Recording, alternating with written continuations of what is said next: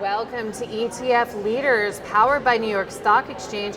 I am Lara, Crigger, editor and chief of ETF Trends ETF Database, and I am sitting down with Rene Casis, head of ETF Portfolio Management for American Century Investments. Thank you for joining me, Rene. Thank you for having me. Good to see you.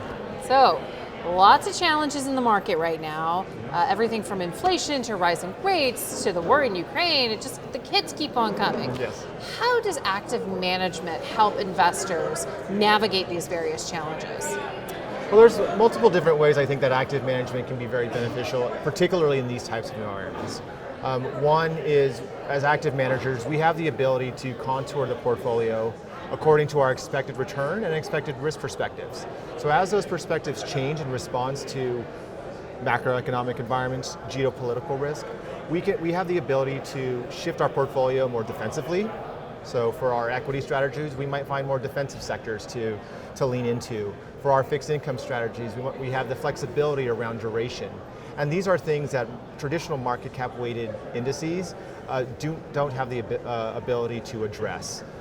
So at American Century, and for our active management teams, we have the ability to rebalance the portfolio in response to these changes without having to subscribe to sort of a predestined date that indices will rebalance with, right? So we can be a lot more proactive as the situations change. Makes a lot of sense. So something I'm hearing a lot from investors is ESG. They're talking a lot about ESG. How are you thinking about ESG at the firm right now? And what's your outlook for it for the rest of the year? Sure, so I'll start with going back all the way to 1988.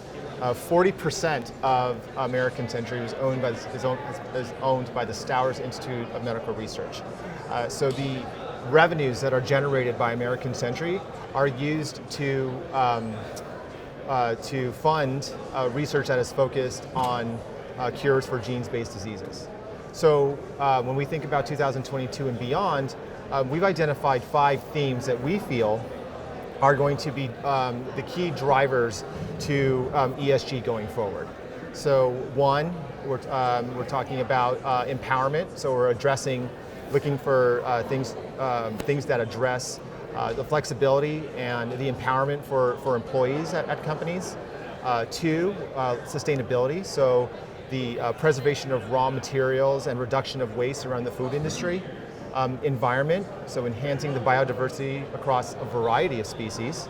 4, digitization, so looking at enhancing cybersecurity. And then in healthcare, 5 is healthcare, and specifically looking at the improvement of cost, more favorable cost, access, and innovation in the healthcare industry. It's pretty wide ranging there.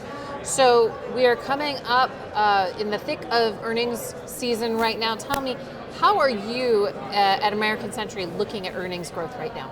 So at American Century, we're looking at earnings growth in a variety of different ways. So for example, our rules-based strategies, we are using a variety of diverse metrics to identify companies that have stable earnings growth over long periods of time. But we are looking at both historical, current, and forecasted metrics.